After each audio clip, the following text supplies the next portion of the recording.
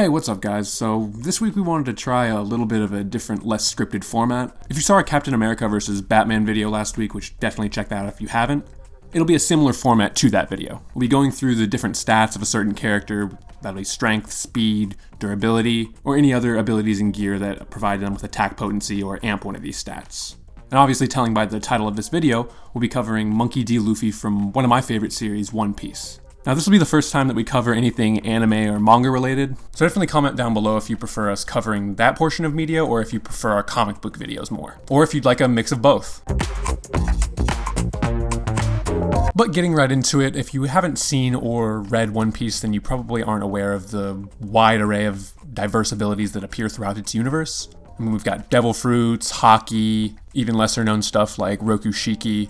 But for this sort of introductory video into the universe, we're only going to be covering that formermost section, which is devil fruits. Now, I'm sure you don't want to sit here and listen to me regurgitate the Wikipedia article for devil fruits. The one that's most pertinent to this video is the Paramecia type devil fruit. Now, they do have a bit of classification when it comes to individual Paramecias, but there's nothing concretely stated. But if we observe the powers that most Paramecia devil fruits possess, they usually fall under two categories. Either somebody is made of a certain material, or they can produce a certain material. But the materials involved in Paramecia type devil fruit powers are most usually of an artificial nature. For example, there's characters made of blades, there's characters that can produce candle wax, characters that can produce toxins, and as I mentioned, the subject for today, Monkey D. Luffy, he does fall into the Paramecia category. Now, as I alluded to before, we most usually cover the strength, speed, and durability of a character first, and this is so that when we cover their abilities and standard gear, we have a better understanding of how they can utilize those sections. But Luffy's devil fruit does inform a lot of the strength, speed, and durability feats that he's able to accomplish in this first section of the story. That devil fruit being the Gomu Gomu no Mi, or the Gum Gum fruit. Now, being a Paramecia type devil fruit, this did transform his body entirely into rubber. Now this sounds ridiculous, and it is, but Luffy's been able to create an entirely unique fighting style based on the elasticity of his body. Now this fighting style is built around the momentum that's created when he stretches his arms, in what's basically a fighting style that's conventionally unpredictable. Now in One Piece and a lot of other Shonen Jump properties, a character's strength is dependent on the attack that they're using. And honestly, this is more true in One Piece than almost any other property that I've seen in Shonen Jump. The naming convention of the attack that a certain person is using is definitely relevant to how powerful that attack is in relation to their other attacks. Now the naming convention of Luffy's attacks are based on weaponry. So for example, his straight punch is the Gomu Gomu no pistol, with techniques that fully utilize his ability to manipulate his body. An example of one of these techniques is the Gomu Gomu no balloon, which is a technique in which Luffy breathes in an excess amount of air, growing his lungs to the point where his body is essentially just a giant sphere. Now this is a defensive attack that's been able to block cannonballs from the likes of Buggy, and we see in that same arc that these cannonballs are capable of completely wiping out what looks to be around half a dozen multi-story houses. But Luffy, using basically what amounts to his breath and his hard rubber body, was able to reflect this cannonball. Another example of him using his devil fruit to amp one of his three stats is the Gomu Gomu no rocket, which amps his speed. Now it's pretty simple, think of launching a rubber band across the room with your thumb. Luffy essentially does the same thing, grabs onto a sturdy object, and stretching his arms to the point that when released, his tension will launch him forward. Now in one of the first feats that he ever shows, he uses the Gomu Gomu no rocket to intercept flintlock bullets after they were fired. And other than using it to amp his striking, defenses, and travel speed, he also has resistances that are provided by his rubber body. Not only is Luffy immune to lightning and all electric-based attacks, but he's also essentially immune to blunt force attacks. This is to the point that nobody throughout all of the East Blue Saga was able to harm him with baseline strikes. They had to resort to using piercing, slicing, or even chemical weaponry. And this gets to the point that later in the series, Luffy's able to tank an insane amount of blunt force damage from characters that can split islands in half. And though this does take place later in the series than East Blue, there's no reason to think that his blunt force resistance would raise over time. Though obviously his natural blunt force durability, separate from his devil fruit, does increase. I was meaning more so the powers that were specifically given by the Gomu Gomu no Mi. And while the devil fruit does cover a lot of his blunt force feats that we get at the beginning of the story, he does have other forms of durability that are separate from his devil fruit. Now the entire One Piece universe, let alone just Luffy himself, are endurance monsters. It's stated and shown a lot in this first section of the story in East Blue that Luffy has a vulnerability to bladed weaponry. And obviously, while he doesn't have as much resistance to piercing and slicing attacks as he does to blunt force, he clearly doesn't have much of a problem with either regardless.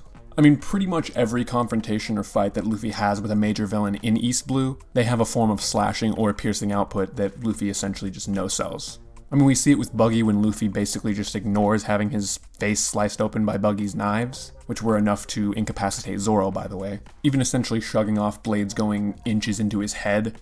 In his fight with Captain Kuro, who was moving faster than the human eye could track and slicing through stone no problem. When Kuro cut Luffy, he saw it as nothing more than a way to just track where Kuro is. He completely ignored being sliced through and grabbed Kuro as soon as he tried to escape.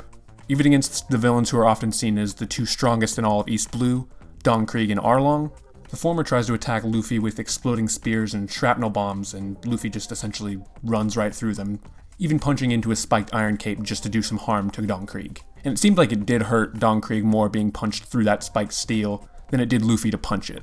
And as I mentioned, Arlong, who bites cannonballs into dust and casually throws around multi-story houses, Luffy again just uses these attacks to get his hands on Arlong, has no problem ignoring them and continuing to fight. So yes, while Luffy is definitely more vulnerable to slicing and piercing attacks than he would be blunt force, he still has pretty much no problem with taking these kinds of attacks from building plus level characters like Arlong and Don Krieg. And moving on into what's definitely Luffy's bread and butter, strength. Now he's generally seen as more of a striker, but he definitely has some good lifting feats.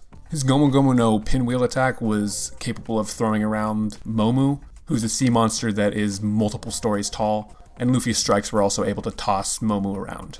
And he was just using his baseline attacks when throwing around multi-story sea monsters. Even his base strikes, not even named attacks, can destroy Arlong's teeth when, as I mentioned, he was capable of catching explosive cannonballs and shattering them into pebbles.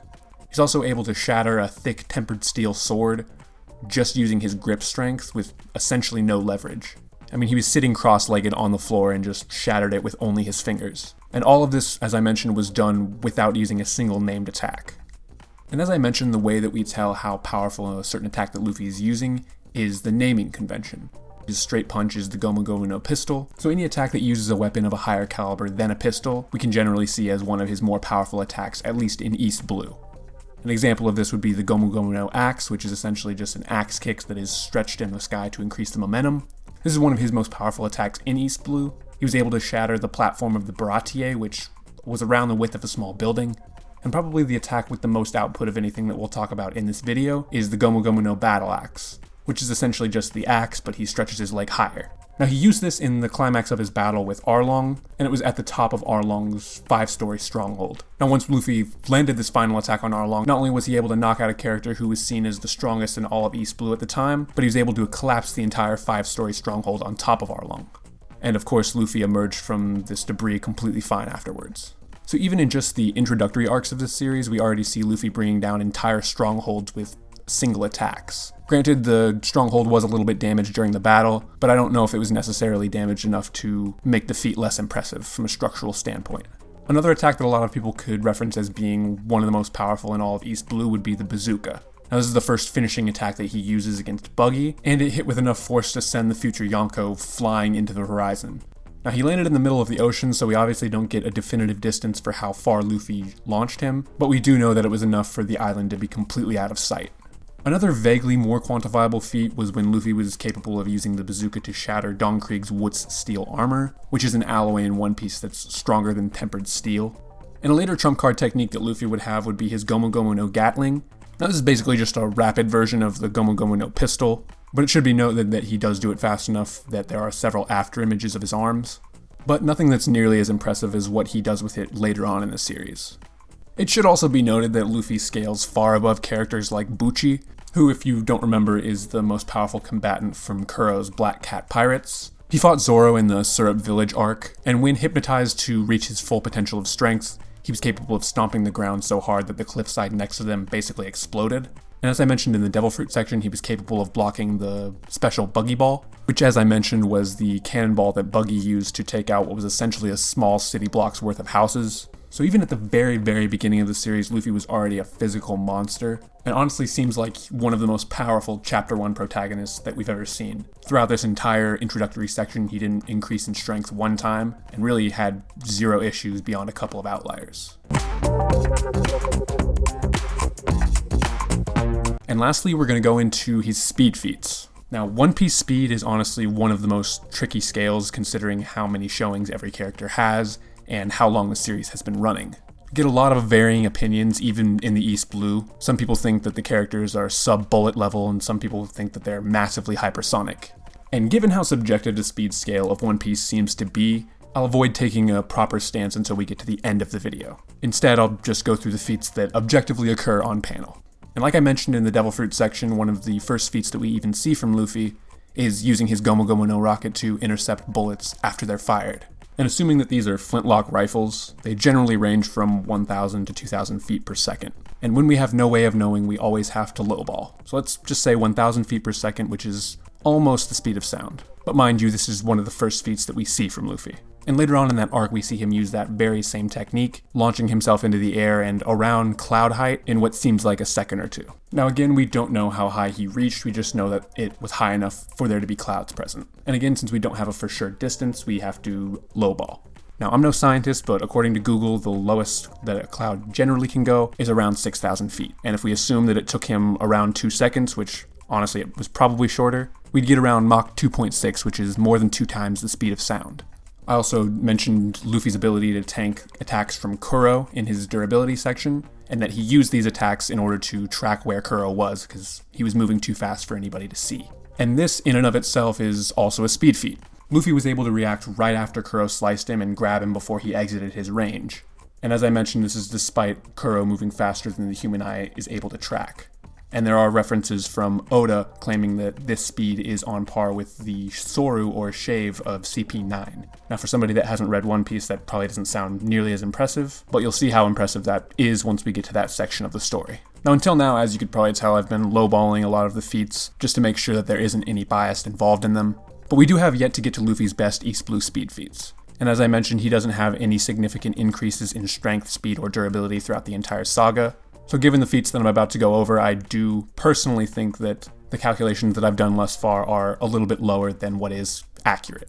Starting off, we'll cover his fight with Arlong. Now, the reason this is relevant is Arlong's ability to throw drops of water with so much pressure that they simulate a shotgun blast. Now this isn't water enhanced by any kind of powers, this is literally just him picking up a handful of water and throwing it hard enough to simulate a shotgun blast. Now this technique is similar to the concept of water jets, and these are pressurized streams of water that can move from Mach 2 to Mach 3, which is 2 and 3 times the speed of sound respectively. But despite this, Luffy is capable of moving so fast that Arlong can't even track a blitz from him. Despite Arlong looking right at him, Luffy was able to move and strike him before Arlong could even react. Now so far, a lot of the feats that we've seen from Luffy put him around the 2 to 3 times the speed of sound range. But his feats in the arc before aboard the Baratier when he was fighting Don Krieg are probably the most impressive speed feats that we see from him. Now first I'll mention that he does scale above the likes of Gin and Sanji, and their speed is a little bit dubious in my opinion. They move faster than eyesight to a lot of fodder pirates, but they also fight a character called Pearl. Now Pearl has this strange ability to ignite seemingly out of nowhere. We've seen characters in One Piece before do this through friction, characters like Wanzi from the Cypher Pole arc, and even Luffy later on in the series when he uses Red Hawk. But there's nothing saying objectively that what Pearl was doing was through friction, because that would be a hypersonic feat. But despite the lack of objectivity in this scaling, I did still want to mention it. And the feat honestly isn't even necessary if one wanted to try and make an argument for hypersonic East Blue Luffy. Now during his fight with the aforementioned Don Krieg, the pirate admiral's forced to pull out his trump card, his greatest weapon, the Great War Spear. Now this is a spear made of the same material as his armor, and it explodes upon making contact with the opponent, and the explosions only grow in intensity as he uses it. Now Don Krieg's regular explosives are above the likes of real-world grenades, and this exploding spear scales above even those, able to take out an entire mast of a ship. And I'm outlining the spear's output just to emphasize the nature of it. It isn't some low-grade explosive that's going to make a small explosion. And I express this point because it is relevant to Luffy's speed. Now during their fight, Luffy was capable of punching Don Krieg 5 times over the course of a single explosion caused by this spear. And this is explicitly done 5 times within the course of the explosion. And to once again flex my Google science, solid explosives generally have a detonation velocity of at minimum 4,000 meters per second. Now once again we can't give an exact number to how fast this explosion is, but we do know that at the very least this is definitely giving Luffy hypersonic attack speed. And the classification of hypersonic is anything above 5 times the speed of sound. And given the explicit statements attached to this feat, it does become a little easier to not lowball the feats beforehand, because they would be around the same level if we did do a little bit of assumption. But I would be remiss not to cover other lower showings in the One Piece universe. For example, we mentioned Pearl as a person who ignited through an unknown means. I would say that friction would be eliminated pretty much entirely as an origin for this fire. We do see Zeph react to these supposedly hypersonic attacks, yet bullets are still a threat to him. And this is honestly an issue with a lot of the One Piece universe. Bullets are seen as a threat throughout the entire series, even despite the feats that we've gone through in the earliest point in the series being faster than any conventional bullet, let alone the guns that we see in the One Piece universe.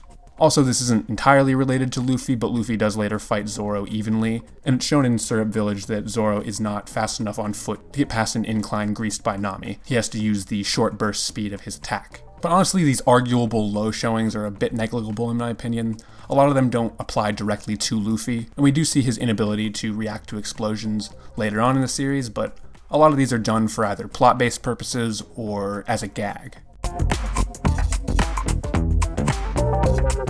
So yeah, having gone through his Devil Fruit, his strength, his speed, and his durability, we would definitely say that Luffy is, even at the beginning of the series, a pretty big threat in the context of the One Piece universe. And just to summarize, Luffy has insane blunt force resistance above basically all his other stats by a pretty wide margin. He wouldn't catch up to his own blunt force resistance until after the time skip, really. His strengths we would probably put around very, very large building level, even possibly low-end city block level. And this is mostly based on his feat of collapsing Arlong Park. And lastly, our speed. We would definitely say that in terms of reaction, attack speed, and movement, pretty well above the speed of sound. It's a little bit arguable depending on how you want to perceive certain feats, but one could definitely make the argument that Luffy has hypersonic reactions and attack speed in this form. Though like I said, his speed is definitely the most contentious topic. Beyond the higher end feats that I presented, he generally seems around subsonic level, but given the arguably hypersonic showings from Gomu Gomu no Rocket reaching the clouds in what's most likely a second, and able to attack between the time an explosion occurs and when it dissipates, plus insane reaction and movement speed from his fights with Kuro and Arlong respectively, makes it a little bit harder to form an argument against the idea that Luffy has this hypersonic speed in East Blue. So given all the feats that we've gone through for strength, speed, durability, and his Devil Fruit, we'd put Luffy as a solid mid-tier character in the context of fiction. If we wanted to give a good comic book equivalent comparison, he's definitely above the likes of Spider-Man, but still well below characters like The Thing, Namor, Iron Man in terms of physical strength. And on the Battle Boys Super Special Power Scale, we'd give him a 3 out of 10. So that's our video for this week. Once again, if you want us to cover more topics like this, more unscripted videos going through characters' feats and determining how powerful they are, definitely leave comments in relation to the characters you want to see covered on that series. And don't forget, if you want to see other top 10s, any other battles, definitely comment those as well. Go ahead and give us a follow on Instagram, TikTok, Twitter, and Twitch. We'll be at Big Battle Boys on every platform other than YouTube. Obviously, give this video a like if you liked it, dislike it if you disliked it, but most importantly, have a great day, guys. Thanks.